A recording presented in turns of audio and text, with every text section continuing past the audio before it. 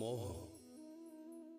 ఒకరి ప్రేమ మీద మోహం, ఒకరి తోడు మీద మోహం, ఒక బంధం మీద మోహం, అప్పుడప్పుడు ధనం ఐశ్వర్యం మీద మోహం. ఒకవేళ ఈ మోహం మీలో జాగృతం అయిందంటే అప్పుడు మీ వినాశనం నిశ్చయం. ఎలా అంటే ఒక ప్రత్యేకమైన వ్యక్తి మీద మీకు మోహం మేల్కొంది అంటే అప్పుడు మీరు ఏం కోరుకుంటారు? ఈ వ్యక్తి నా దగ్గరే ఉండాలని, నాతో పాటే ఉండాలని, అంతే కదా, వీళ్ళు నా వాళ్ళు అని. ఇప్పుడు ఈ కారణం వల్ల ఎక్కడో ఒక చోట ఆ వ్యక్తిని మీరు తనని ప్రేమించే వాళ్ళ నుంచి దూరం చేసేస్తున్నారు. అప్పుడు బాధ కలుగుతుంది, నిరాశ కలుగుతుంది. ఎందుకంటే స్వతంత్రం అనే భావం అందరికీ ఎంతో ఇష్టమైన భావం. ఆ భావాన్ని మీరు ఆ వ్యక్తి నుంచి లాగేసుకుంటున్నారు. అలాంటప్పుడు మోహం మీకు శత్రువుగా మారిపోతుంది.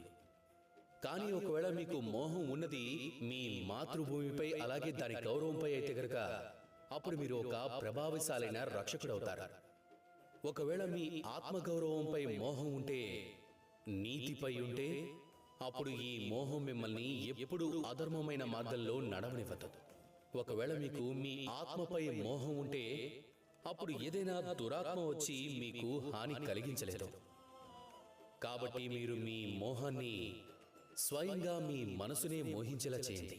దాన్ని మీ మిత్రుడిగా చేసుకోండి. అలాగే నాతో ప్రేమగా చెప్పండి, రాధా కృష్ణ.